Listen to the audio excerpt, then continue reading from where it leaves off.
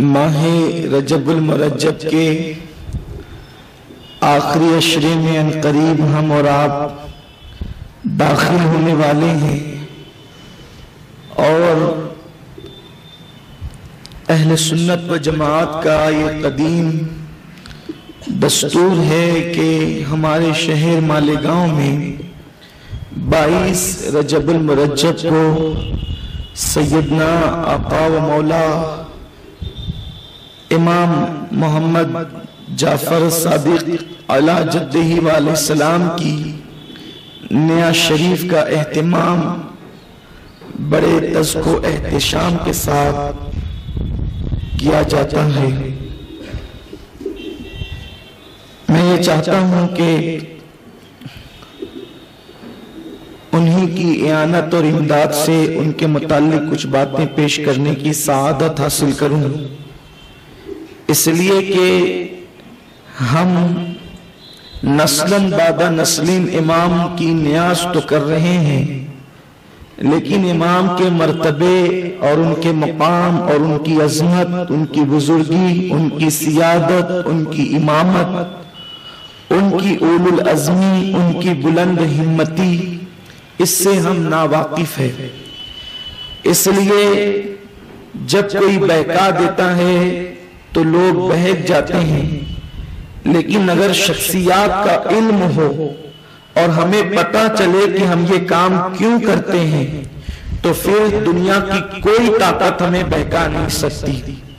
सबसे पहली हदीस मुबारका मैं ये पढ़ने की सआदत हासिल करूंगा कि क़यामत के दिन पूरी कायनात का इंसान, छोटा हो या बड़ा, मर्द हो या औरत, नेक हो या गुनहगार, मोमिन हो या काफिर, वो हुजूर अलैहिस्सलाम को ढूंढ रहा होगा।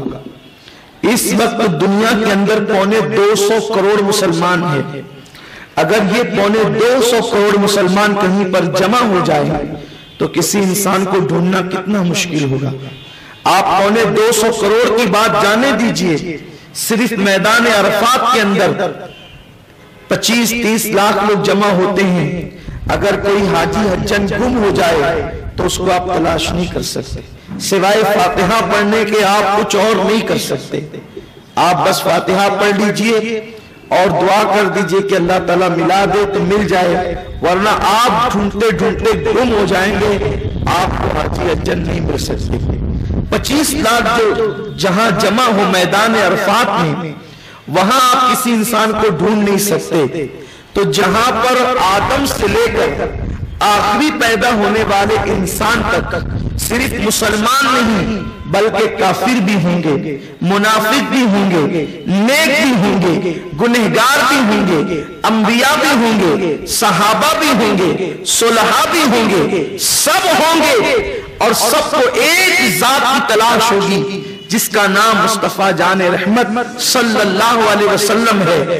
हत्ता कि सैयदना इब्राहीम खलीलुल्लाह को भी हमारे हुजूर की तलाश होगी, ताकि हुजूर सैयद आलम सल्लल्लाहु अलैहि वसल्लम के जरिए जनाब इब्राहीम अलैहिस्सलाम जो है वो अपने लिए अमान तसव्वुर करेंगे। इसलिए कि इमाम फरमाते हैं वो जहन्नम में गया जो उनसे मुस्तगनी हुआ है खलीलुल्लाह को हाजत रसूलुल्लाह की, तो खलीलुल्लाह को भी हमारे नबी की हाजत होगी। लेकिन अब सुन्नियों दिल के कानों से सुनो, इससे आसान नुस्खा आपको क़यामत के लिए कोई और बता भी नहीं सकता।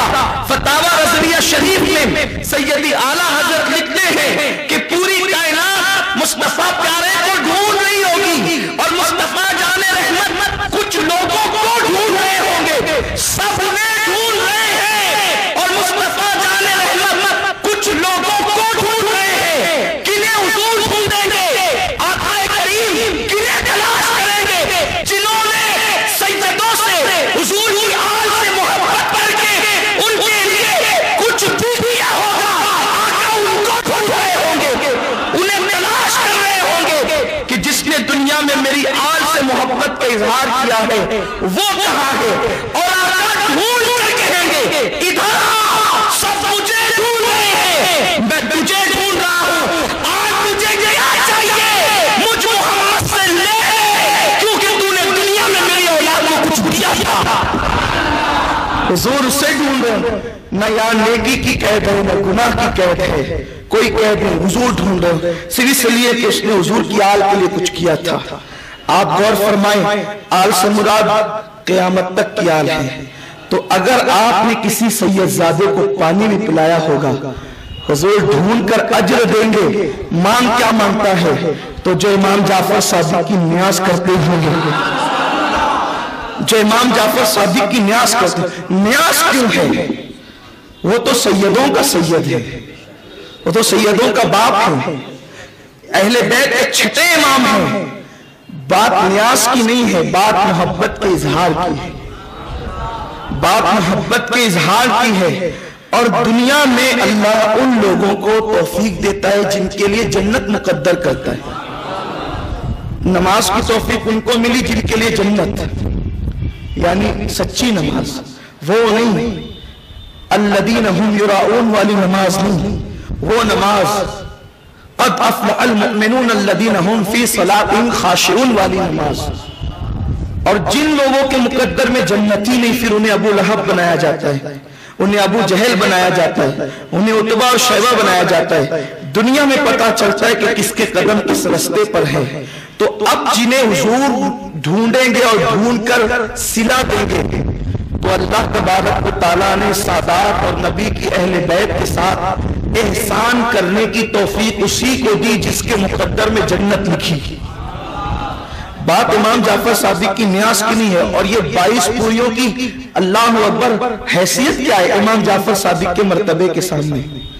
जब इमाम जाफर सादिक की न्यास का मौका आता है तो लोगों के कलम उठते हैं, लोगों की तकरीरें होती है, कूंडा कूंडा कूंडा, सारे गुंडे कूंडे के पीछे पड़ जाते हैं। हैरत की बात, दीन के अंदर गुंडागर्दी करने वाले कूंडे के पीछे, उनको पता नहीं है कि ये कूंडा असल नहीं है, असल इजहार मोहब्बत है। आपने किसी को पानी दिया, पानी पिलाना असल नहीं है, इजहार मोहब्बत है। आप किसी के लिए खड़े हुए, खड़े होना असल नहीं है, इजहार मोहब्बत है। आप किसी के लिए बैठ गए, बैठना जो है वो असल नहीं है, बैठना किसी चीज की जो है वो की तरफ इशारा कर रहा है। तो ये जो न्यास का मामला है वो भी खास तौर पर हजरत सैयदना इमाम जाफर सादिक अला जद्दी वाली सलाम के साथ अहले बैत के छठे इमाम हैं। और ये वो बुजुर्ग हैं, हुजूर अलैहि सलाम ने इनकी विलादत हुई है 80 हिजरी में। इमाम जाफर सादिक की विलादत 80 हिजरी में हुई, यानी आकाए करीम सल्लल्लाहु अलैहि वसल्लम के विसाल के कमोबेश 60 साल के 70 साल के बाद हजरत सैयदना इमाम जाफर सादिक अला जद्दी वाली सलाम की विलादत हुई। लेकिन जो उनका बेटा रसूलुल्लाह सल्लल्लाहु अलैहि वसल्लम का आका के विसाल के 70 साल के बाद पैदा होने वाला है, मेरे सरकार ने उनकी पैदाइश की बशारत मस्जिद नबवी में बैठकर अता फरमाई।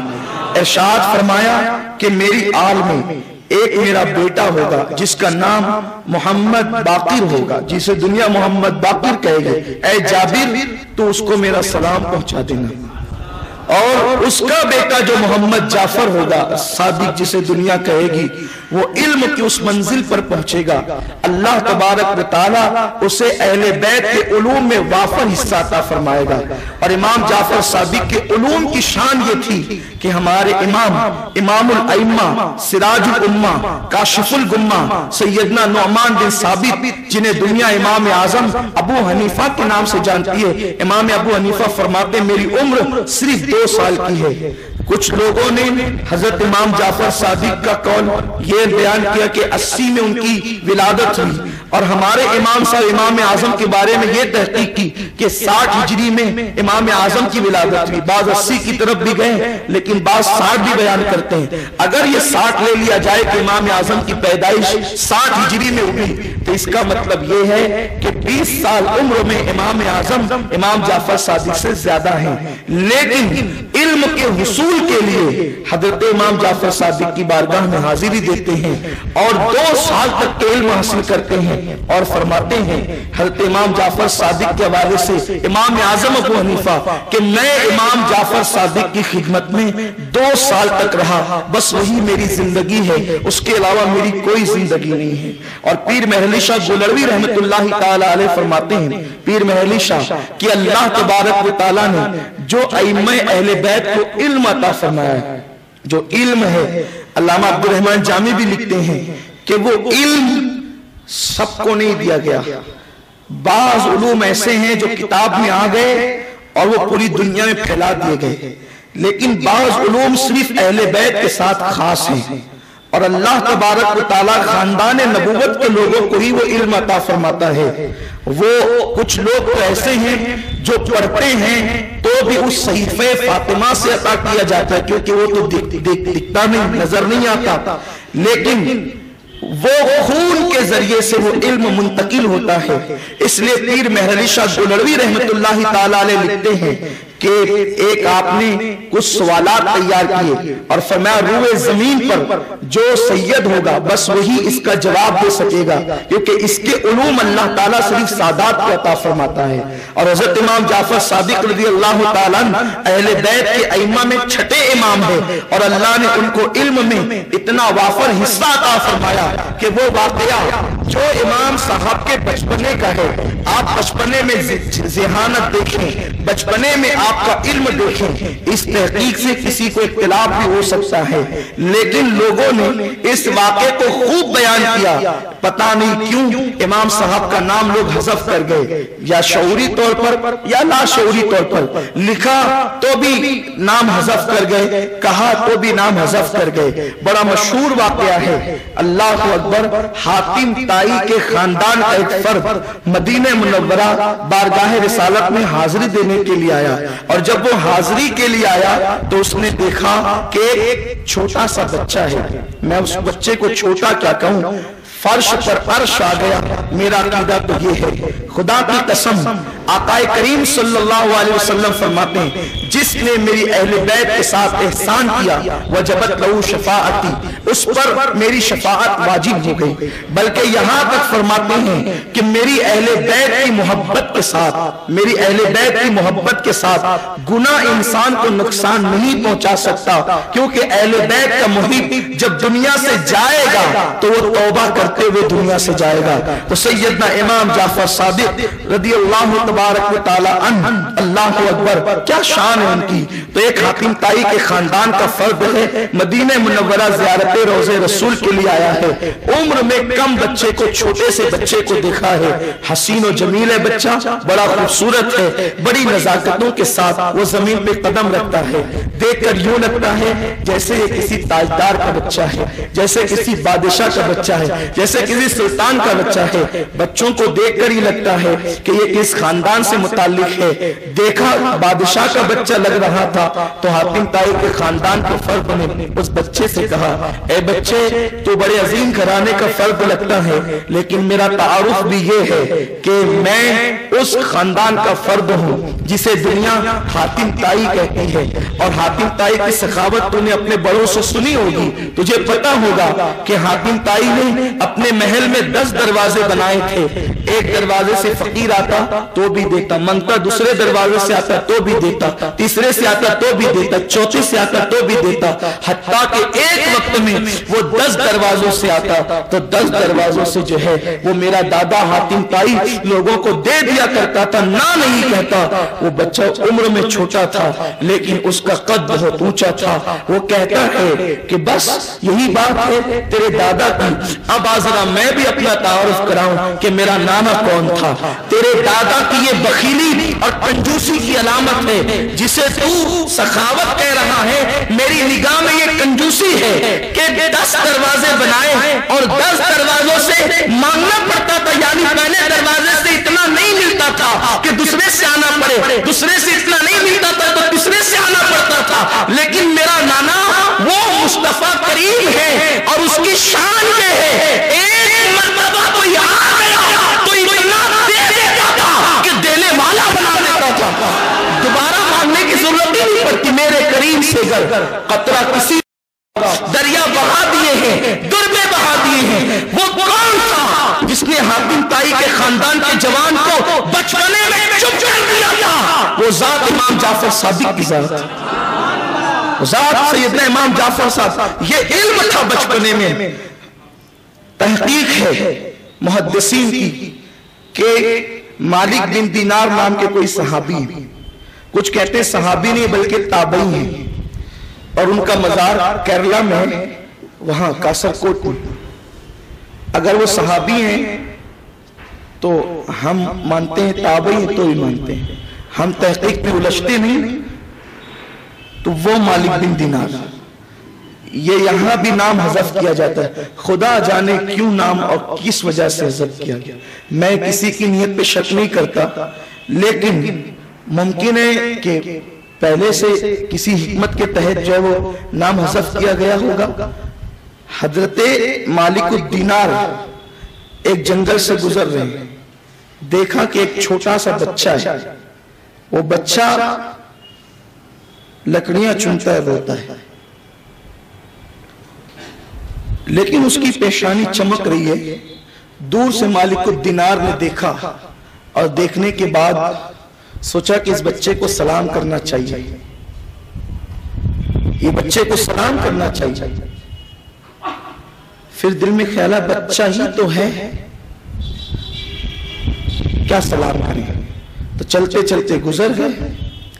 جب گزر گئے پھر دور پہنچے تو خیال آیا کہ جب حضور علیہ السلام بچوں کو سلام کرتے تھے، میں تو صحابی یا تو تابعی جو بھی ہے، تو میں کیوں نہ سلام کروں؟ جب میرے آقا سلام کرتے تھے تو میں کیوں سلام نہ کروں؟ مالک الدینار واپس آئے. اس سے پہلے اس بچے کو کبھی نہیں دیکھا تھا. وہ بچہ مدینہ منورہ کے جنگلوں میں تھا، لکڑیاں چن رہا تھا. جب واپس پلٹ کر کے آئے تو اس وقت کا السلام علیکم، تو اس بچے نے جو رو رہا تھا اور لکڑیاں چن رہا تھا، اس نے سر اٹھا کر کے دیکھا کہ وعلیکم السلام یا مالک الدینار. یہ بچپنا ہے.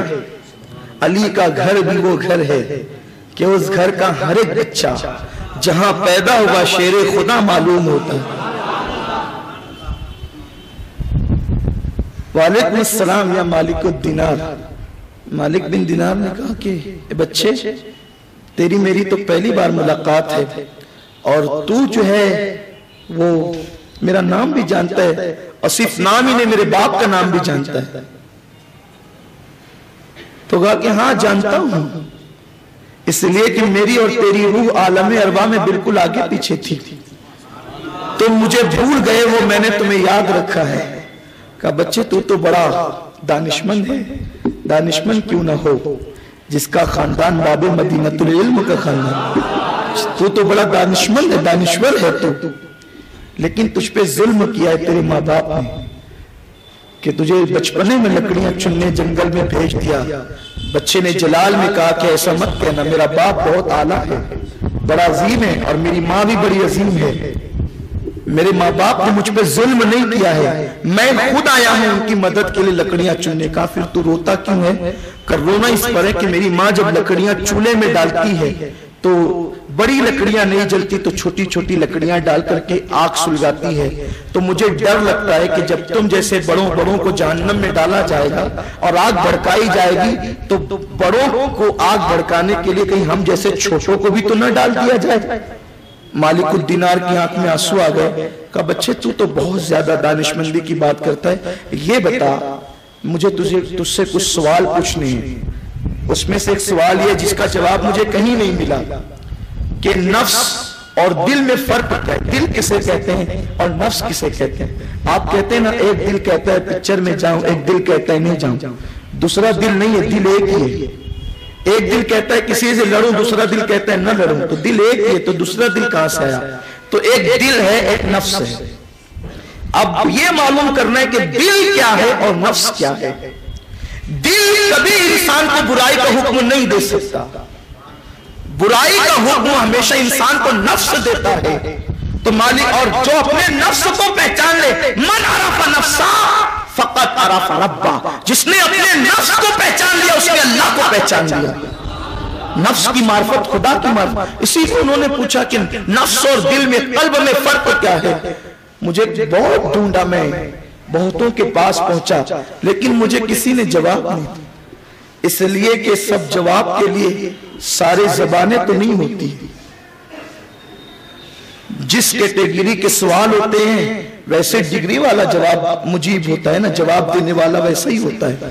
لیکن حیرت کی بات ہے جن کے بال سفید ہو گئے کتاب پڑھنے پڑھانے میں وہ جواب نہ دے سکے، لیکن جو جنگلوں میں چیلیاں چن رہا ہے علی کا لال، آپ دیکھیں اس کے پاس مالک الدینار کہتے ہیں قلب اور نفس میں فرق کیا ہے۔ اب جواب سنیں، ساری کتابیں اب یہاں پر اللہ اکبر جھک کر کے گویا کہ سلامی دے رہی ہے، علم خراج پیش کر رہا ہے، کتاب کی کوئی دلیل نہیں، بات اتنی مضبوط کی کہ مالک ابن دینار ڈھیر ہو گئے۔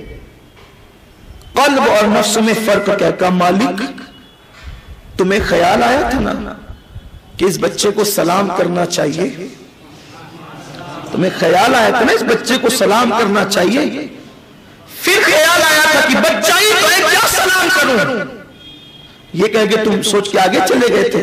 پھر خیال آیا جب حضور بچوں کو سلام کرتے تھے تو میں غلاموں کے کیوں نہ کروں؟ کہ سن، جو تیرے ذہن میں خیال آیا تھا کہ بچے کو سلام کرنا چاہیے وہ تیرا دل تھا، وہ تیرے دل کی آواز تھی کہ بچے کو سلام کرنا چاہیے، لیکن پھر یہ کہ بچہ ہی تو ہے کیا سلام کرے، یہ تیرے نفس کی آواز تھی۔ اور پھر جب تو آگے بڑھ گیا یہ تیرا نفس لے گیا، پھر جب خیال آیا کہ جب حضور سلام کرتے تھے بچوں کو میں تو غلام ہوں، جو تم پلٹ کر کے آئے ہو وہ تمہارا دل کھینچ لایا ہے۔ یہی فرق ہے نفس میں اور قلب میں۔ وہ بچہ کون تھا؟ اسی کو دنیا امام جعفر صادق کہتے ہیں۔ امام جعفر صادق ہے وہ جس نے بچپنے میں بڑے بڑے تابعین کو علم کے جو ہے وہ سوتے عطا فرمائے، چشمے بہائے ہیں علم کے۔ آپ بتائیں جس کا بچپنے میں یہ عالم ہو اس کا عالم شباب میں عالم کیا ہوگا؟ یہ امام جعفر صادق علی جدہ والہ السلام ہے۔ امام جعفر صادق قرآن کی تفسیر جس طرح کرتے ہیں اور تابعین یا تبع تابعین میں اس شان کے لوگ نظر نہیں آتے۔ آپ کی بڑی شان تھی، لیکن آپ کا جو دور تھا عباسی بادشاہوں کا دور تھا، انہیں آپ عباسی خلفاء بھی کہتے ہیں۔ تو منصور جو تھا، منصور کو امام صاحب سے بڑا حسد تھا، اس لیے کہ وہ بادشاہت کے تخت پہ بیٹھ کر بھی لوگوں کے دل نہ جیت سکا، اور امام جعفر صادق رضی اللہ تعالیٰ سے لوگ بڑی محبت کرتے تھے، اس لیے کہ اس زمانے میں ایمان لوگوں کے دلوں میں راسخ تھا، اور آج جہاں ایمان ہے وہاں اہل بیت کی محبت موجود ہے۔ اس لیے کہ میرے آقا نے تو کسوٹی عطا فرمائی، اگر کسی کے ایمان کو جانچنا ہے تو یہ دیکھو کہ یہ اہل بیت سے محبت کتنی کرتا ہے۔ وہ جتنی اہل بیت کی محبت میں ڈوبا ہوگا اس کا ایمان اتنا مضبوط ہوگا، اور جہاں اہل بیت سے عداوت ہوگی پھر وہ کوئی ہو، صحابی کا بیٹا بھی ہو ترم خان، پھر دنیا اسے قبول نہیں کرتی، قبر کا نشان بھی نہیں ہوتا پھر تو۔ اور یزید کو دنیا جوتے کی، لوگ کہتے ہیں جوتے کی نوک پہ رکھا، میں کہتا ہوں جوتے کی نوک پہ بھی نہیں رکھا لوگوں نے، وہاں بھی جگہ نہ ملی، پناہ نہ ملی۔ تو منصور کے دل میں امام صاحب کی عداوت تھی۔ عداوت کی وجہ یہ تھی، بڑی وجوہات تھی، ایک تو حسن تھا، علم تھا، اور دوسری سب سے بڑی چیز اعلیٰ نسبی تھی۔ ویسے منصور بھی کوئی ادنا نہیں تھا، لیکن جو یہاں تھا وہ وہاں نہیں تھا، کیونکہ دنیا میں سب سے اعلیٰ نسب میرے رسول صلی اللہ علیہ وسلم کا ہے، اور پھر جس نسب کو حضور نے اپنی بیٹی فاطمہ سے اعلان کر دیا پھر وہ سب سے اعلیٰ نسب ہے، بلکہ فرماتے قیامت میں سارے نسب و سبب ٹوٹ جائیں گے، سب ٹوٹ جائیں گے سوائے میرے نسب کے۔ اب وہ کون سا نسب؟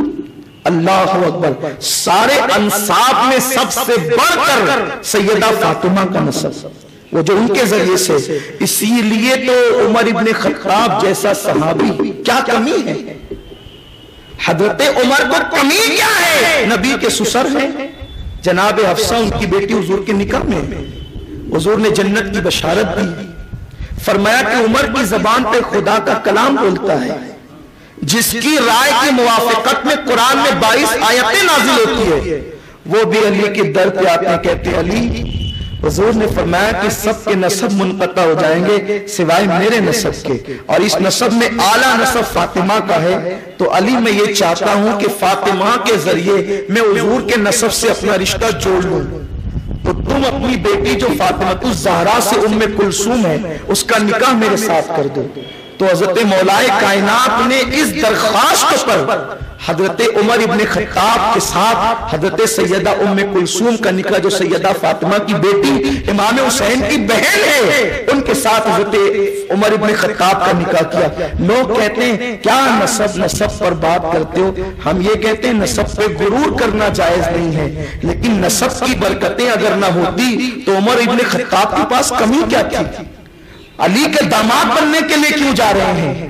علی کی بیٹی کو اپنے گھر کیوں لا رہے ہیں؟ اور یہ نہیں کہا، اور عمر کے گھر کچھ بیویوں کی کمی بھی نہیں تھی، فرماتے ہیں علی بس فاطمہ کی آل کے ذریعے سے اپنا رشتہ نبی سے قائم کرنا چاہتا ہوں تاکہ قیامت کے دن پھر انہی کے ساتھ اٹھوں۔ اور حضرت عمر کی شان تو یہ ہے کہ حضور کے قدموں میں جو آرام کرنا ہے، لیکن اس کے باوجود بھی رسول اللہ کے نسب کا کتنا احترام ہے، نسب رسول کا۔ اور آپ کو بھی کہتا ہوں، ہمارے بعد کوئی آئے یا نہ آئے، نصیحت کرے یا نہ کرے، زندگی کا کوئی بھروسہ نہیں ہے۔ حضور کا نسب جہاں سن لو بس پھر وہاں پر ساری عقیدتوں کے خراج پیش کریں۔ جو اہل نسب ہے ان کو کہتا ہوں کہ غرور مت کرو، لیکن آپ سے کہتا ہوں کہ جتنی خدمت کر سکتے ہو کرو، اس لیے کہ یہ کام اگر کافر بھی کرتا، نماز کافر پڑھے اس کا ثواب نہیں ملتا، لیکن حضور کے نسب کی تعظیم کافر کرے تو حضور پھر کافر کو بھی محروم نہیں رکھتے، حضور کافر کو بھی محروم نہیں رکھتے ہیں۔ تو یہ جو امام جعفر صادق سے تمہیں دور کیا جا رہا ہے، یہ سازش ہے، لوگ تمہیں محروم کرنا چاہتے ہیں۔ بات امام جعفر صادق کی تو بہت اعلیٰ ہے، میں یہ بات رک کر کے ایک بات عرض کروں۔ آج ہمارے درمیان نبی کے اہل بیت موجود ہیں، قیامت تک رہیں گے، لیکن ہم ان کو بس یوں ہی لائٹ لیتے، چہرے پہ داڑھی نہیں ہے تو بھی ہم انہیں لائٹ لیتے، نمازی نہیں ہے تو بھی ہم انہیں لائٹ لیتے۔ آل رسول کی اہمیت اور تعظیم چہرے پہ داڑھی اور نماز کی بنیاد پر نہیں ہے۔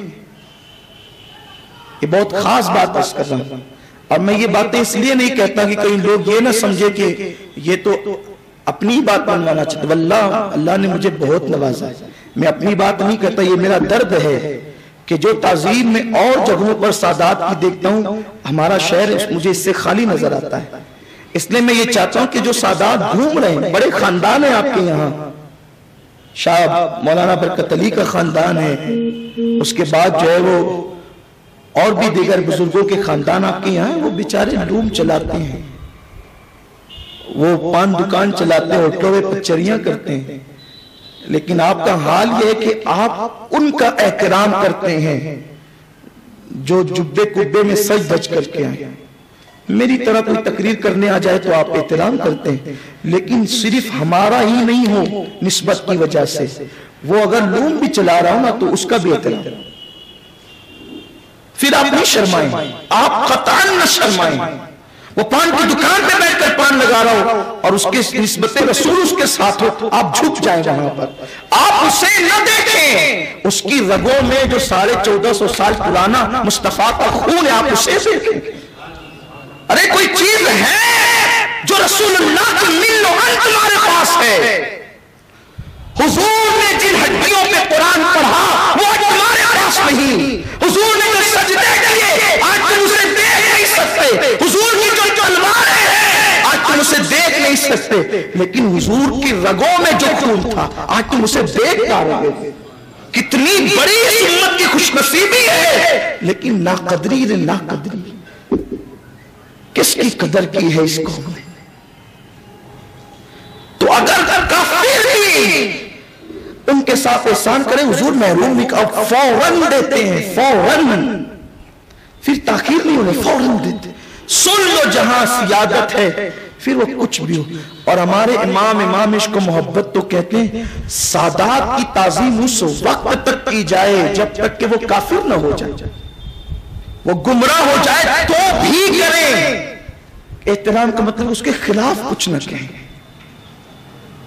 یہی مجھے یاد آتی ہے بات, آپ کو کہتا ہوں کبھی نہ چھوڑنا اہل بیت کا دامن. کتنی چیخنے والے کا یہ کنڈے شیعوں کا طریقہ ہے. آپ کہتے ہیں ٹھیک ہے کہ آپ کہیے کہ شیعوں کا طریقہ تو آپ نہ کریں. نیت بدلتی ہے تو اعمال بدلتے. تو شیعہ نماز پڑھتے ہیں کہ ہم نمازیں چھوڑ دیں گے. شیعہ یا علی کا نعرہ لگاتے ہیں تو ہم یا علی کا نعرہ لگانا چھوڑ دیں گے. کیا کیا چھوڑیں گے آپ شیعوں کی وجہ سے؟ اور پہلے سنی ہے یا پہلے شیعہ ہے؟ سنیت تو پہلے ہے, ہر مسلک بعد میں ہے. تو ان کے باپ کی جاگیر ہے اہل بیت. لگائے رکھا ہے شیعہ شیعہ رافضی رافضی. ایسے بھی امام جعفر صادق کے کنڈے کی نیاز شیعہ کرتے ہیں تو میلاد النبی تم کہاں کر لیتے ہو؟ اگر کنڈے کی نیاز شیعہ کرتے ہیں تو ابو بکر صدیق کا اسو تم کہاں کر لیتے ہو؟ ہمیں بات اس وقت سمجھ میں آتی کہ جو شیعہ نہیں کرتے اگر آپ کو عرس بھی منا لیتے تو ہم سمجھتے کہ چلے ٹھیک ہے کہ آپ کرتے ہیں, لیکن آپ تو وہ بھی نہیں کرتے اور قوم کو شبہ ڈالتے ہو کہ شیعہ کرتے ہیں شیعہ کرتے ہیں. شیعہ کرتے تو ہم کیوں چھوڑ دیں؟ شیعہ حج کو جاتے ہیں, حج کو جانا چھوڑ دیں گے. شیعہ کعبے کا طواف کرتے ہیں چھوڑ دیں گے, سب انہی کے حوالے کر دیں گے. نہ توڑنا رشتہ, کیونکہ ہم بے عمل ہیں. ہم بے عمل ہیں لیکن نسبت اچھوں سے, اور اس نسبت کی برکتیں ہمیں فوراً ملتی. ایک مرتبہ کا واقعہ ہے, بات وہ منصور کی بات ابھی میں کروں گا لیکن ایک بات ابھی کرنا چاہتا ہوں. ایک مرتبہ کا واقعہ ہے, وہ جو آپ کا ذہن بنا ہے نا کہ جو ہماری طرح اچھے لباس میں آ جائے یا ہماری طرح تقریر کرنے والا آ جائے آپ وہیں احترام کرتے ہیں, اور باقی جو گھوم رہے اور آپ کے نزدیک ان کی کوئی قدر نہیں. میں نے گجرات ہے, اللہ اس کی برکتیں بھی انہیں عطا کر رہا ہے. جب تک کہ ان کی کھیتیوں میں اناج نکلتا ہے غریب سادات کو پہلے دیتے ہیں, اس کے بعد اپنے گھروں میں لاتے ہیں. سادات کی بیٹیوں کو کبھی وہ آواز دے کر نہیں پکارتے نام سے, وہ ماں کہہ کر کے پکارتے ہیں. آپ جا کر دیکھیں پھر اللہ ان کو نواز بھی رہا ہے, حضور کی نسبت کی برکتیں اللہ انہیں دے بھی رہا ہے. اللہ نے صوبہ جات میں اگر سب سے زیادہ جو وہ مسلمانوں کو کہیں مضبوط کیا ہے معاشی طور پر, وہ گجرات کا صوبہ. اتنا چلنے کی کوشش کی گئی, آج بھی وہ موجود کھڑے ہیں اور اللہ تعالیٰ نے انہیں مضبوط کیا. نسبت کی برکتیں ملتی ہیں. تو ایک سید زادی سمرقند میں رہتے لیکن حالات کی ماری کے شوہر اس قابل نہ رہا کہ وہ کما سکے. بیٹیوں کو دوپٹے بھی لڑائے, ایسے پھٹ گئے دوپٹے کہ وہ درخت کے نیچے اپنی بیٹیوں کو پردہ کرانے کے لیے بٹھا دیا. اب بیٹیوں سے کہا او سیدانیوں میں تمہارے لیے بھی کچھ انتظام کرتی ہوں. سمرقند میں ایک بڑے سخی کا نام سن رکھا تھا, بڑے سخی کا, جو آتا ہے دیتا ہے, سب کو دیتا ہے. اس نے سوچا کہ مانگنا تو بڑی چیز ہے, 4-5 بیٹیوں کے لیے دوپٹے لینے ہیں, کھانے کا سامان لینا ہے. اگر یوں ہی کہہ دوں گی میری مدد کر دے تو کچھ تھوڑا سی رقم پکڑا کر کے ہٹا دے گا, تو چلے کہیں تو اپنا تعارف کرا دیں. تو مسلمان ہے, تعارف سنے گا تو کچھ زیادہ دے دے گا تو اپنی بگڑی بن جائے. وہاں دروازے پر گئی اور کھڑے ہو کر کہتی ہے کہ میں سیدہ ہوں, میری بیٹیوں کو پردے کے لیے دوپٹے نہیں ہے, درخت کی ڈنکالیوں کے نیچے, جھاڑیوں کے نیچے بٹھا کر کے آئی ہوں, پردہ کرا کے آئی, کچھ مدد کر دو. اس نے کہا کہ آپ سیدہ ہیں, وہ جس کو دیکھو تو وہ یہی بات کرتا ہے, اس کا ثبوت کیا ہے کہ آپ سیدہ ہیں؟ آپ ثبوت پیش کر دیں پھر میں دے دوں گا. اس نے کہا میں حالات کی ماری بیٹیوں کے لیے دوپٹے کا انتظام نہیں کر سکتی, نسب نامہ لے کر کہاں گھوموں گی؟ میرے پاس کوئی نسب نامہ نہیں ہے, میرے پاس کوئی ثبوت نہیں ہے, بس اگر آپ اعتماد کر سکتے ہیں تو میں سیدہ ہوں, آپ کے نبی کی نواسی ہوں, اگر آپ کچھ کر سکتے ہیں تو کر دیں. کہا کہ میں کچھ نہیں کر سکتا, بس نکل گئی. ذہن میں خیال ہے کہ سمرقند میں ایک مجوسی بھی رہتا ہے, آتش پرست, آگ کا پجاری ہے.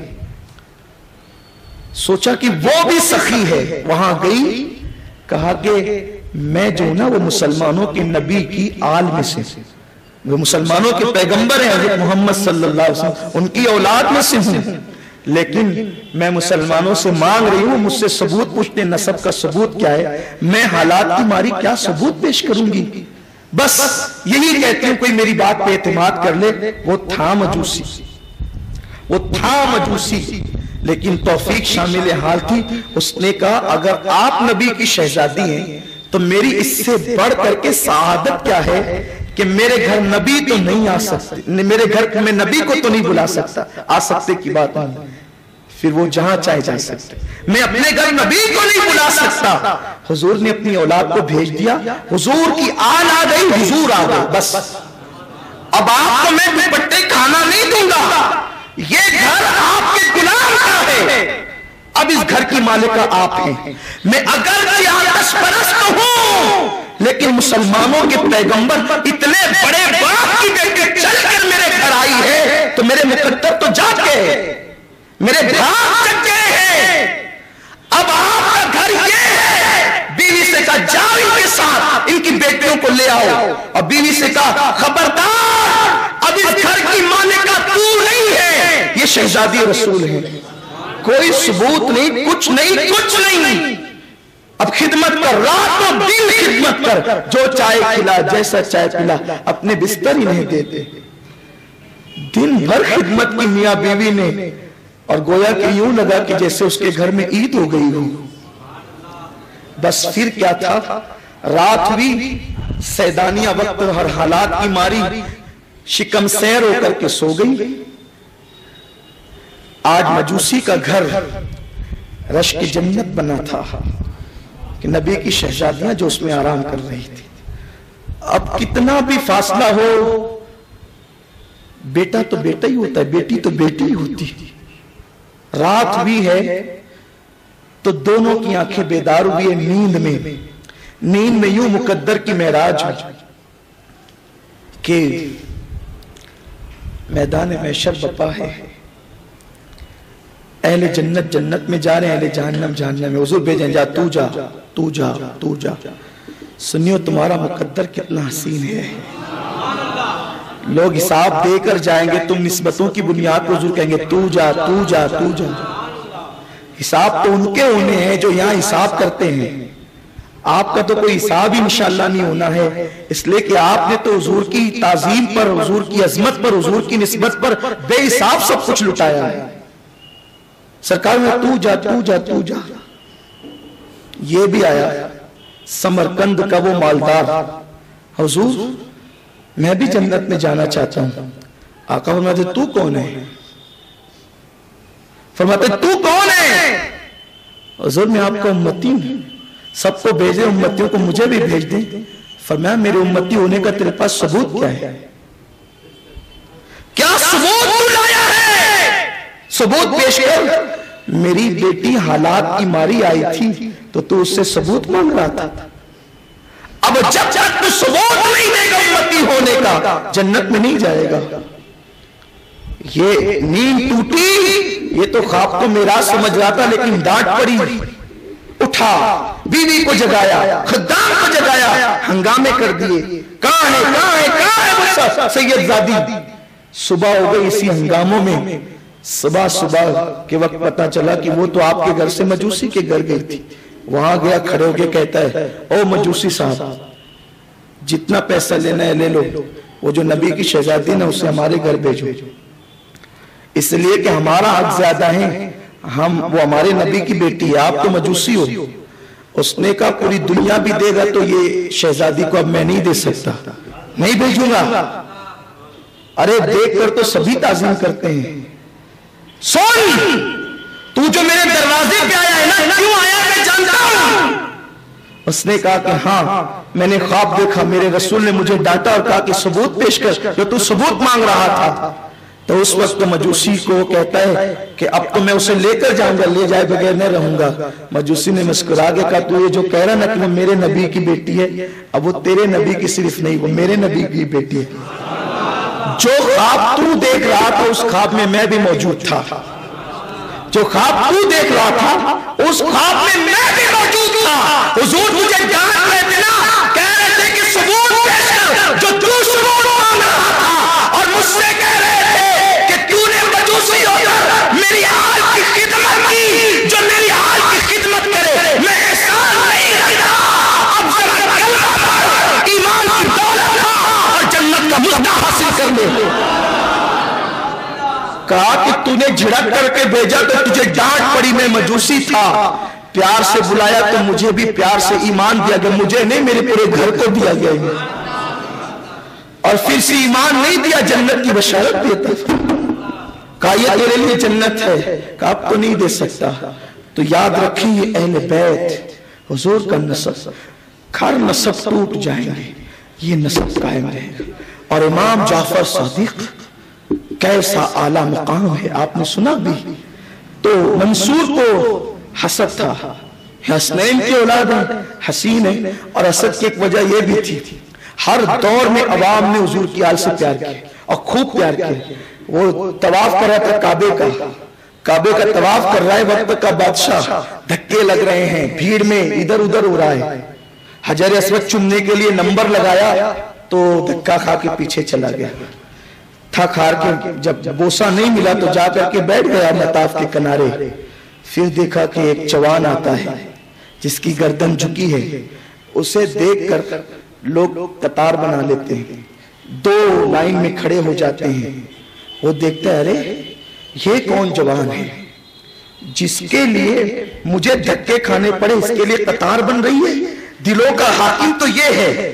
وہ آیا اور اس نے ادب سے چوما, رویا اور پھر نکلا تو لوگ اسی کے پیچھے پیچھے چل دیے. پوچھا کون ہے؟ کہا یہ امام جعفر صادق ہے, حضور کی آل ہے, حضور کے شہزادے ہیں. کہا ارے ہم تو تخت تاج پہ اترا رہے ہیں اور دلوں پہ حکومت تو ان کی ہے.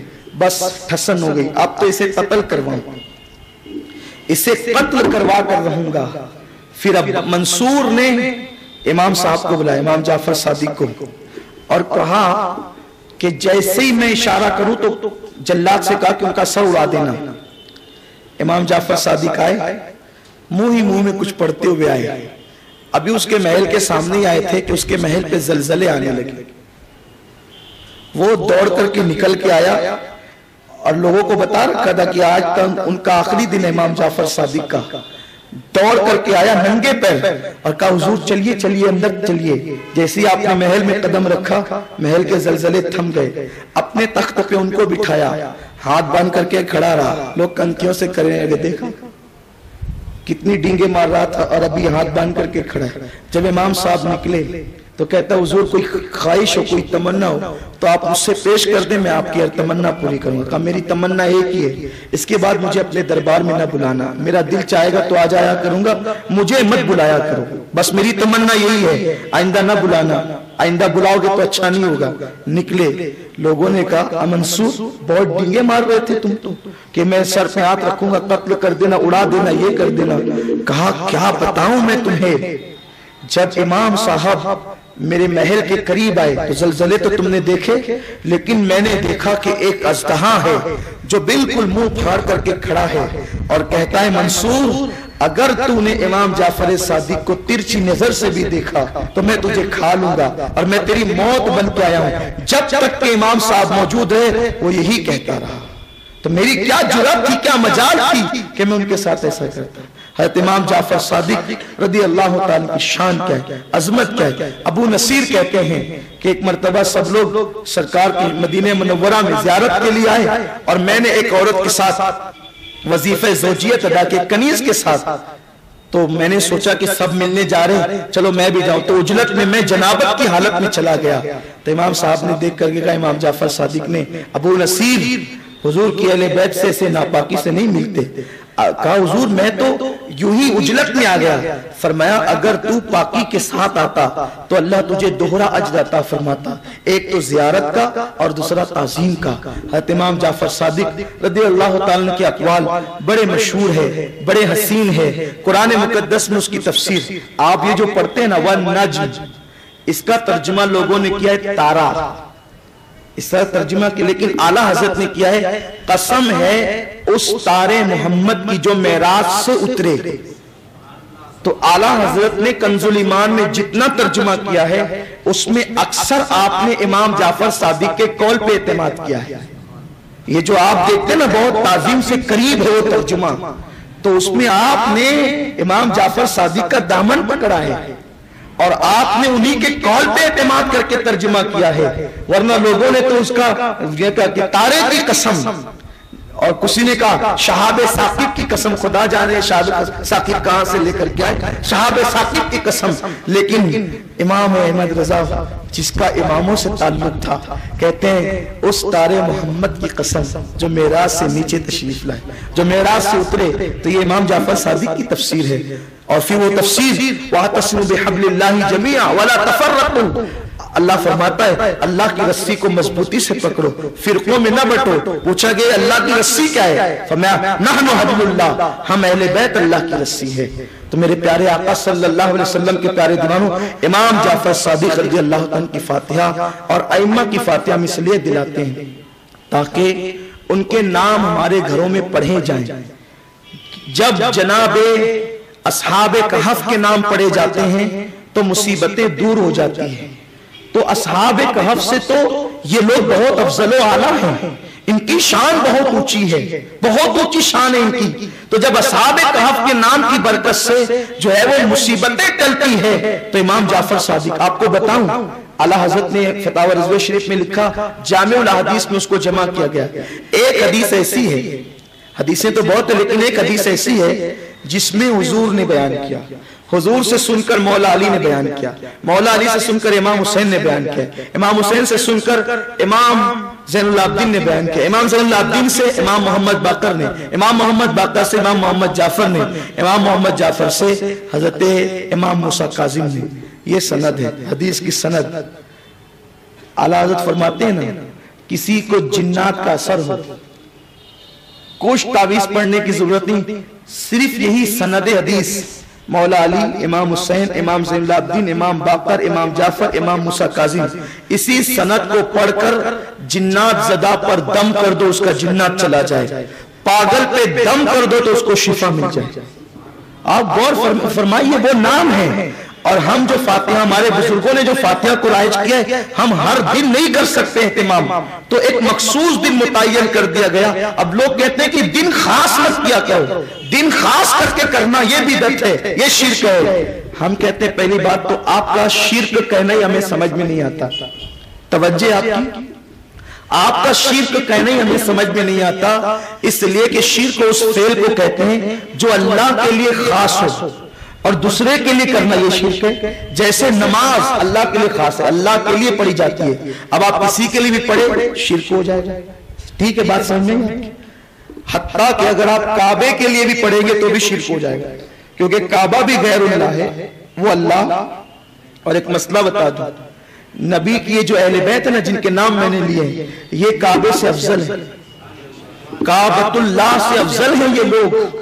بلکہ سیدی اعلیٰ حضرت نے فتاوی رضویہ میں لکھا اللہ کا ہر ولی کعبے سے افضل ہے. اور ولایت ملتی نہیں جب تک کہ علی کی مہر نہیں لگتی، ولایت ملتی نہیں جب تک غوث الاعظم کی دستخط نہیں ہوتی، ولایت ملتی نہیں جب تک غریب نواز کا اشارہ نہیں ہوتا. تو جنہیں ولایت ملے دستخطوں کے صدقے میں وہ کعبے سے افضل ہو جائیں، تو جو دستخط کرنے والے ان کے مرتبے کیا ہیں؟ تو ان کے مرتبے تو یہ ہیں. غوث پاک فرماتے ہیں ایک دور وہ تھا جب میں کعبے کا طواف شوق سے کرتا تھا، اب تو کعبہ آ کر میرا طواف کرتا ہے. امام فرماتے سارے اقطاب جہاں کرتے ہیں کعبے کا طواف، کعبہ کرتا ہے طواف در والا تیرا. جب غوث پاک کی شان یہ تو امام جعفر صادق کی شان کیا ہوگا؟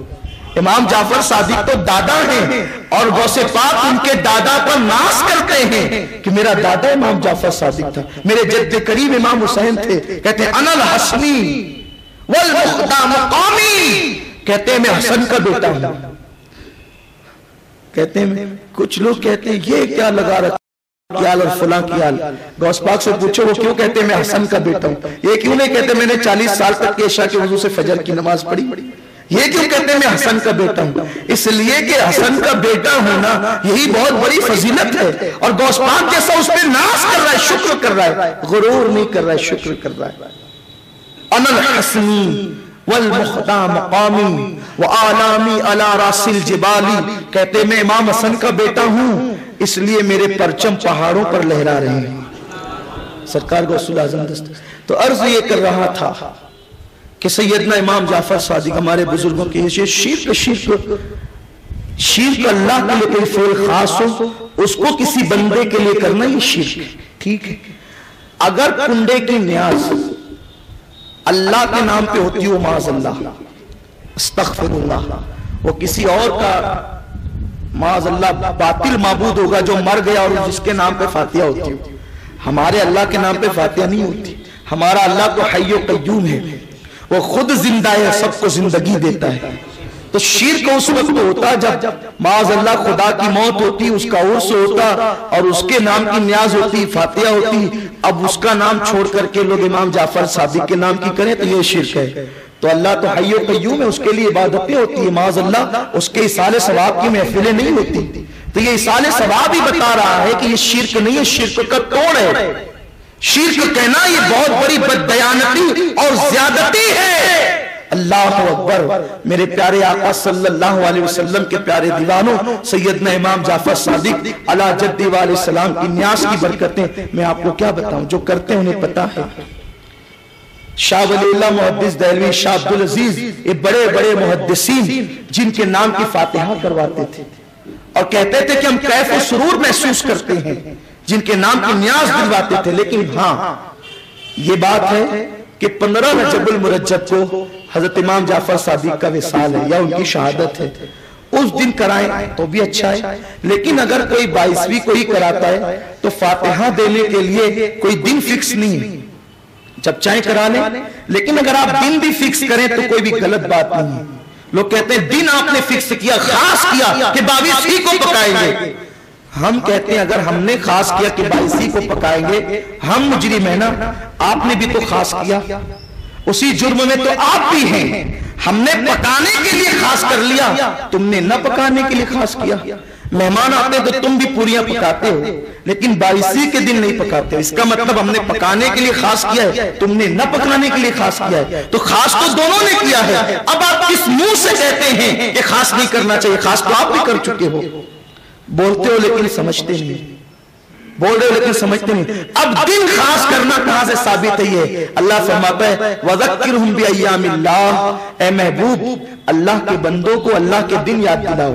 ہر دن تو اللہ کا ہے، پیر بھی اللہ کا، منگل بھی اللہ کا، جمعہ بھی اللہ کا، پھر اللہ کہتا ہے اللہ کے دن اللہ کے بندوں کو یاد دلاؤ۔ تو مفسرین فرماتے ہیں جس دن اللہ والا پیدا ہو یا اس کے ساتھ کوئی خاص واقعہ ہو یا اس کا وصال ہو، وہ دن کو خاص اللہ نے اپنا دن کہا ہے اور اس دن خاص رحمتوں کا نزول ہوتا ہے۔ اور دن خاص کرنے کا جہاں تک کے معاملہ ہے، اگر آپ مدرسے کا جلسہ کرتے ہو تو بھی دن خاص ہوتا ہے۔ آپ پہلے اعلان کرتے ہو نا فلاں دن فلاں مدرسے کی ختم بخاری شریف ہے، یہی ہے نا۔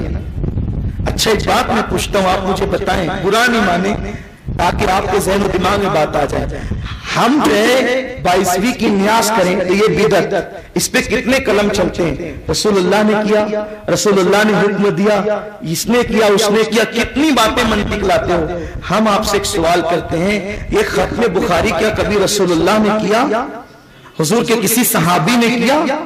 وہ فضول خرچی نہیں ہے، اس کے لیے کتنے خرچے ہوتے ہیں، یہاں سے مولوی آ رہے، وہاں سے آ رہے، وہاں سے آ رہے، اور بات کیا ہے؟ آگے کے 10-15 صفحات پڑھا دیے، اخیر کے 10-15 صفحات پڑھا دیے، ہو گئی ختم بخاری۔ ختم بخاری میں بھی چیٹنگ کرتے ہو اور اس کے بعد جو کہتے ہو کہ ختم بخاری ختم بخاری، ارے سنو، ختم بخاری شریف کرنے والوں، جہاں ختم بخاری رسول اللہ، جہاں فاتحہ جو امام جعفر صادق کی رسول اللہ نے نہیں کیا ہے تو ختم بخاری بھی حضور نے نہیں کیا ہے، تو پھر تم کس منہ سے کہتے ہو کہ ایسا اور ویسا؟ اور پھر تمہیں سوچنا چاہیے یہ کہتے ہوئے کہ حضور علیہ السلام نے کیا۔ ارے وہ امام جعفر صادق حضور کے وصال کے 70 سال کے بعد پیدا ہوئے، تب حضور ان کے نام سے فاتحہ کریں گے؟ البتہ ایصال ثواب کا ثبوت جو ہے وہ حدیث میں دے دیا گیا ہے، اس لیے ہمیں چاہیے کہ ہم کسی کے کہنے میں نہ آئیں، لیکن ساتھ ہی ساتھ چونکہ ہم سنی ہیں اور ہم ہر صحابی کو مانتے ہیں، اس لیے میری آپ سے گزارش ہے کہ 22 رجب کو جب آپ فاتحہ دلائیں امام جعفر صادق کے ساتھ ساتھ حضرت امیر معاویہ کا نام بھی اس میں شامل کر لے، کیونکہ حضرت امیر معاویہ رضی اللہ تعالیٰ کا وصال 22 رجب کو ہوا ہے۔ تو یہ فرق سب سے بڑا فرق ہے، رافضی امیر معاویہ کو کافر کہتے گالی دیتے ہیں، اور ہم سنی امام جعفر صادق کے ساتھ حضرت امیر معاویہ کے نام کی فاتحہ بھی اس میں شامل کرتے ہیں۔ حضرت امیر معاویہ وہ ہیں، آپ یاد رکھیں، ہم اہل بیت کا بہت احترام کرتے ہیں، لیکن احترام کا مطلب معاذ اللہ کبھی یہ نہ لینا کہ تم صحابہ کو گالیاں دینے لگو۔ امیر معاویہ وہ صحابی ہیں جب دنیا سے جانے لگے تو آپ نے اپنے گھر والوں کو نصیحت فرمائی کہ اے لوگوں، وہ پلیت تو نہیں تھا نصیحت کے وقت، وہ وہاں تھا بھی نہیں، یزید کو نصیحت نہیں کی، گھر والوں کو کی۔ تو آپ فرماتے ہیں جب میرا انتقال ہو جائے تو میں نے اپنی نجات کے لیے کچھ سامان اکٹھا کیا ہے۔ دیکھو یہ حضرت امیر معاویہ کا عشق رسول کہتے ہیں کہ میں نے اپنی نجات کے لیے کچھ سامان اکٹھا کیا ہے۔ لوگوں نے کہا حضور علیہ السلام نے ایک مرتبہ میرے سامنے ناخن تراشے تھے تو میں نے وہ حضور کے ناخن لے لیے تھے اور حضور کے موئے مبارک میں نے لے لیے تھے، تو جب میرا انتقال ہو جائے تو یہ ناخن، یہ موئے مبارک شریف میری زبان اٹھانا اور زبان کے نیچے رکھ دینا، قیامت کے دن اللہ مجھ سے پوچھے گا معاویہ کیا لایا ہے، عرض کر دوں گا تیرے حبیب کے ناخن کے تراشے لایا، وہی میرے لیے نجات کا ذریعہ ہو جائے گا۔ اور حضرت امیر معاویہ سے یہ ثبوت بھی مل گیا کہ قبر کے اندر تبرکات رکھنا یہ صحابہ کی سنت ہے، یہ صحابہ کا طریقہ ہے۔ بات یاد آتی، بس اختتام پہ عرض کروں، اللہ نے میرے امام جعفر صادق کو کیا شان عطا کی ہے۔ ایک شخص حج کو جاتا ہے اور جاتے جاتے کہتا ہے امام، بس اختتام اسی پر، امام جعفر صادق کون ہے ذرا یاد کر لو اسے، ذہن میں بٹھا لو اسے، چھوڑنا نہیں دامن۔ سنیو اپنا مقدر کتنا عظیم ہے، کتنا عظیم ہے۔ ہم جیسے گنہگار ہوں گے اور شفاعت کرنے کے لیے ہزاروں کھڑے ہوں گے، فرشتہ کہے گا وہ دیکھ جس کی نیاز کرتا تھا وہ جعفر صادق کھڑا ہے، وہ دیکھ اس کا بابا امام باقر کھڑا ہے، وہ دیکھ امام حسن کھڑے ہیں، وہ دیکھ امام حسین کھڑے ہیں، وہ دیکھ غوث الاعظم کھڑے ہیں، وہ دیکھ غریب نواز کھڑے ہیں۔ یارو ایک آسی ہوگا، دامن کتنے ہوں گے، کدھر جائیں ادھر جائیں کہ ادھر جائیں، لوگ تلاش کر رہے ہوں گے کہ کہاں دامن میں چھپے، اور اپنے لیے اتنے دامن اللہ نے عطا فرما دیے کہ اتنے دامن ہوں گے اور آسی اتنے ہوں گے، خدا کی قسم تو سب اپنا ہی اپنا ہوگا۔ اسی لیے تو استاد زمن کہتے ہیں، بڑے مزے میں کہتے ہیں کہ غلام ان کی عنایت سے چین میں ہوں گے، ہم غلام ان کی عنایت سے چین میں ہوں گے، عدو حضور کا آفت میں مبتلا ہوگا۔ بھائیو آپ کسی کے آنے پہ کھڑے ہو جاتے ہیں، اس آنے والے کو کیا ملتا ہے؟ کچھ ملتا ہے؟ نہیں ملتا، لیکن محبت کا اظہار ہوتا ہے۔ تو جیسے تم کنڈے کی نیاز کرتے ہو نا، امام جعفر صادق کو بظاہر وہ پوریاں نہیں پہنچتی، لیکن یہ محبت کا اظہار ہوتا ہے۔ اگر وہ ہمارے ظاہری زمانے میں ہوتے تو ہم ان کی خدمت کرتے، مہمان بناتے، بہت کچھ کرتے، لیکن ہے کیا امام جعفر صادق؟ ایک شخص حج کو جا رہا ہے، حج کو جاتے ہوئے 40,000 روپے کا امام، یہ میں آپ کے پاس رکھ کے جاتا ہوں، واپس آ کے لے لوں گا، یا آپ ایک کام کریں اس 40,000 روپے میں آپ مدینہ منورہ میں کوئی اچھا سا مکان میرے لیے خرید دیں۔ توجہ فرمائیں، میرے نبی کے لاڈلوں کی شان کیا ہے، شان والوں کی شان کیا ہے، قدر والے جانتے ہیں قدر شان اہل بیت۔ یہ 40,000 نے میرے لیے کوئی اچھا سا مکان خرید دیں۔ امام جعفر صادق نے لیا، وہ چلا گیا حج کو، انہوں نے وہ سارے پیسے غریبوں میں تقسیم کر دی، سب تقسیم کر دی، اس لیے کہ ہماری دولت ہماری نہیں ہے، یہ سب حضور کی ہے، اور حضور کی ہے تو حضور کی آل اس میں جتنا چاہے تصرف کرے، کون انہیں روکنے والا ہے؟ مالک کی اولاد بھی مالک ہوتی، آقا کی اولاد بھی آقا ہوتی، سب خرچہ کر ڈالا۔ وہ آیا، حضور خرید دیا مکان، کہاں بالکل خریدا، لیکن مدینے میں نہیں، جنت میں خریدا ہے۔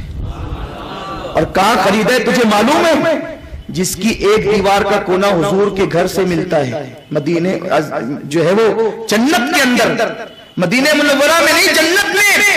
تیرا مکان میں نے وہاں خریدا جس کا ایک کونا حضور کے مکان سے، جس مکان میں محل میں حضور رہیں گے جنت میں، تیرے مکان کا ایک کونا ان کے مکان سے ملتا ہے، دوسرا کونا مولا علی کے مکان سے ملتا ہے، تیسرا کونا امام حسن کے مکان سے ملتا ہے، اور چوتھا کونا امام حسین کے محل سے ملتا ہے۔ اس نے کہا امام آپ نے کہہ دیا، میں نے مان لیا، ساری چیز تو ماننے کی ہے۔ وہ کہتا آپ نے کھا لیا اور آپ کہہ رہے ہیں معاذ اللہ کہ جنت میں خرید دیا، میرے پیسے لاؤ، کچھ نہیں ہوتا ہے، اس لیے کہ ملتا انہی کو ہے جو مان لیتے ہیں۔ نہ ماننے والا تو پھر نوح علیہ السلام کا بیٹا بھی ہو تو وہ جہنم کا ایندھن بنتا ہے۔ ماننے والے بنو، ماننے والے بنو۔ کہ امام آپ نے کہا میں نے مان لیا۔ امام کے دریائے کرم جوش میں آیا، قلم اٹھایا، کاغذ پہ لکھ دیا، میں نے فلاں بن فلاں کو جنت میں محل بیچ دیا ہے، جس کے گھر کا ایک کونا حضور کے محل سے، دوسرا کونا مولا علی کے محل سے، تیسرا کونا امام حسن کے محل سے، چوتھا کونا امام حسین کے محل سے ملتا ہے۔ وہ کاغذ لکھ کر کے دے دیا، وہ سینے سے لگا کے لے گیا، اور اس کے بعد اپنی بیٹوں سے کہا دیکھا میرے امام نے 40,000 میں صرف جنت میں وہ محل خریدا ہے کہ جس کے کونے حضور مولا علی امام حسن امام حسین کے کونے سے ملتے ہیں۔ بیٹوں نے لے تو لیا، لیکن بیٹے بیٹے ہوتے ہیں، کچھ کہا نہیں، لیکن ایک رنگ آتا تھا اور دوسرا رنگ جاتا تھا۔ 40,000 اس زمانے میں 40,000 چلے گئے۔ اس نے کہا جب میرا انتقال ہو تو میرے کفن میں رکھ دینا، یہ میرا محل خرید دیا ہے میرے امام نے، رکھ دیا لوگوں نے، جب انتقال ہوا تو رکھ دیا۔ تو چونکہ انہیں شک تھا، شک کسے تھا؟ باپ کو نہیں تھا، جو یقین مانا تھا وہ تو کامیاب ہو گیا، لیکن جو اہل شک ہے ان کو یہ جلوہ دکھایا گیا کہ کفن میں بیٹوں نے باپ کی وہ چٹھی رکھ دی، لیکن جب دوسری صبح کو باپ کی قبر پر پہنچے تو وہی رکا قبر کے اوپر رکھا تھا۔ ایک طرف امام جعفر صادق کے قلم سے لکھا تھا میں نے 40,000 میں اس کو جنت کا محل دے دیا، اس کی پشت پر خدائی تحریر تھی، ہم نے جعفر صادق کے سودے کو قبول کر لیا اور اس کو عطا کر دیا۔ ارے جو جنت میں محل دلواتا ہے وہ امام جعفر صادق ہے۔ کتنا سستا سودا ہے، کتنا سستا سودا کہ محبت کرو جنت خرید لو، محبت کرو آخرت کا آرام خرید لو، محبت کرو دنیا کی راحت خرید لو۔ ارے جو آقاؤں کی اتنی چلتی ہے کہ خدا سے جنت خرید کر دنیا میں اسٹیمپ دیتے ہیں، وہ کاغذ کیا ہے؟ خدا سے خرید کے دیتے ہیں۔ کسی میں اتنی ہمت تو جن کی اتنی اللہ کے یہاں چلتی ہے ان کا دامن نہ پکڑے تو پھر کس کا دامن پکڑیں؟ لیکن یہ ضروری نہیں کہ اب آپ اس کے لیے قرضہ لیں اور پوریاں ہی پکائیں۔ آپ ایک گلاس پانی پر بھی فاتحہ دلا سکتے ہیں، آپ ایک مٹھی شکر پر بھی فاتحہ دلا سکتے ہیں، اور آپ جتنا ادب کر سکتے ہیں کریں۔ کچھ لوگوں کو اس پہ بھی اعتراض ہے یہ جو ہاتھ مخصوص مقام پہ دھلتے ہیں یہ نہیں ہونا چاہیے، میں اس سے متفق نہیں، میں کہتا ہوں بالکل ہونا چاہیے، میں کہتا ہوں بالکل ہونا چاہیے، اور یہ صرف امام جعفر صادق کی نیاز پر ہی نہیں، یہ غوث پاک کی نیاز پہ بھی ہونا چاہیے، یہ غریب نواز کی نیاز پہ بھی ہونا چاہیے، یہ ہر ولی کی نیاز پہ ہونا چاہیے، اور خاص طور پہ اہل بیت میں جو اولیاء ہیں ان کی نیاز پر خاص طور پہ ہونا چاہیے۔ گٹروں میں ہاتھ نہیں دھلے جائیں، اس لیے کہ یہ نیاز ہم نے وہاں دیکھی۔ بس وہ آخری بات کرنے چلا تھا، لیکن بات عرض کر دوں کیونکہ آج اس پر بھی کچھ سنی گفتگو کرتے ہیں، ارے کیا ضرورت ہے اتنا اہتمام کرنے کی؟ نادانی اہتمام بھی ادب کی علامت ہے، یہ اہتمام بھی ادب کی علامت ہے۔ کیا تمہیں نہیں پتا؟ ایک بزرگ سے پوچھا گیا لوگ مدینہ شریف جاتے ہیں تو جوتے اتار دیتے، سواری پر نہیں بیٹھتے، پیدل چلتے ہیں، تو انہوں نے پوچھا وہ کس نیت سے کرتے ہیں؟ کہا ادب کی وجہ سے۔ کہا ادب کا تو حکم ہی دیا گیا ہے، اللہ نے ادب کا حکم دیا، بس ادب کرو، اب کس طرح کرو یہ تمہارے ایمان کو چھوڑ دیا، تم جتنے ایمان والے ہوں گے اس شان سے ادب کرو گے۔ تو اہتمام تو بالکل ہونا چاہیے، بالکل کریں اہتمام، تاکہ تمہارے بچوں کے دل میں اس ادب کے جو ہے وہ جوہر موجود ہوں۔ بس جاتے جاتے آخری بات کر رہا تھا، ایک آخری بات اور سن لیں۔ ایک مرتبہ سرکار غوث پاک کی نام کی فاتحہ ہوئی سیدی اعلیٰ حضرت کی خانقاہ۔ امام احمد رضا اس عالم دین، اس اللہ کے ولی کا نام ہے جس کو ہم نے پوری زندگی میں کوئی کام بغیر دلیل کے کرتے نہیں دیکھا۔ فاتحہ بھی کس کی؟ سرکار غوث الاعظم دستگیر کی۔ اعلیٰ حضرت کے یہاں بڑے عجیب معاملات تھے۔ جب فاتحہ ہوتی، کوئی چیز تقسیم ہوتی اور اس کے اندر سادات ہوتے تو سادات کو ڈبل دیا جاتا اور غیر سادات کو ایک دیا جاتا۔ شیرنی میں بھی یہ اہتمام رکھا جاتا، سادات ہو تو ڈبل، عوام ہو تو ایک اور حصہ۔ اور شیرنی تقسیم کے لیے اکثر سادات کا انتخاب کیا جاتا۔ آپ دیں فاتحہ ہوگی۔ اس وقت ایک سید زادہ جسے دنیا حضور محدث اعظمین کے نام سے جانتی، ان کے ہاتھ میں دے دی گئے، آپ تقسیم کریں۔ وہ تقسیم کر رہے تھے، قاسم نعمت کا بیٹا تقسیم کر رہا ہے۔ تقسیم کرنے کا ان کسی اور کسے، قاسم نعمت کا بیٹا تقسیم کر رہا ہے، لیکن تقسیم کرتے کرتے لینے والے سے کوئی بے احتیاطی ہوئی اور ایک ذرہ برابر کوئی چیز جو نیاز شریف جس پہ غوث پاک کی فاتحہ ہوئی تھی وہ زمین پہ گر گئی۔ اعلیٰ حضرت سرکار چارپائی پر یا کسی پلنگ پر بیٹھے ہوئے تھے، اٹھ کر کھڑے ہوئے۔ کون کھڑے ہوا ہے؟ وقت کا مجدد، جو اتنا سخت ہے شریعت کے معاملے میں کہ اپنے بیگانے کسی کی رعایت نہیں کرتا، بغیر دلیل کے کوئی کام نہیں کرتا، کسی کی تائید نہیں کرتا۔ اٹھ کر کھڑے ہوئے، بے وقت بے موقع اٹھ کے کھڑے ہونا لوگوں کے لیے تعجب خیز تھا۔ اٹھ کر کھڑے ہو گئے، پوری محفل کھڑی ہو گئی۔ ابھی پوری شیرنی تقسیم نہیں ہوئی، اور اصول یہ تھا کہ شیرنی تقسیم ہونے کے بعد اٹھ کر کھڑے ہوتے تھے۔ آج شیرنی تقسیم ابھی مکمل ختم نہیں ہوئی، اٹھ کر کھڑے ہو گئے۔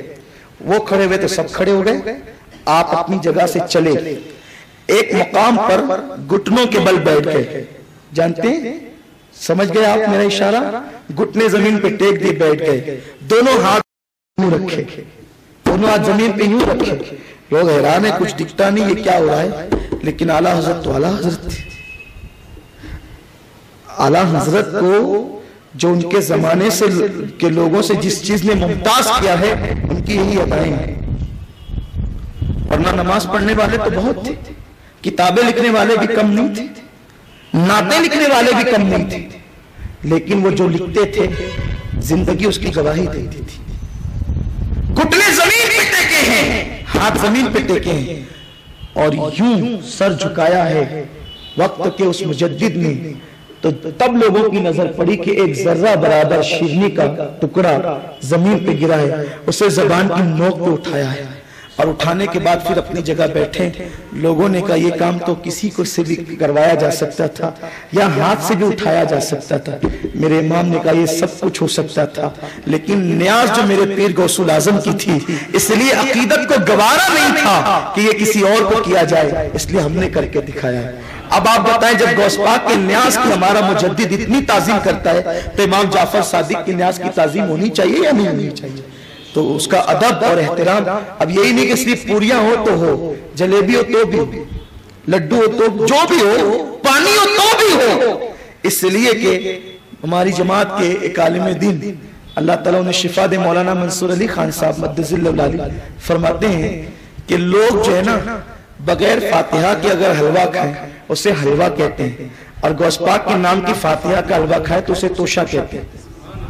بس فاتحہ ہو گئی بدل گئی، تو ایٹم نہ دیکھا کرو، نام دیکھا کرو۔ ارے جن کے ناموں کی برکتوں سے جو ہے زندگیوں میں انقلاب پیدا ہوتا ہے، تو 22 تاریخ آ رہی ہے، آپ اس میں فاتحہ کا اہتمام کریں۔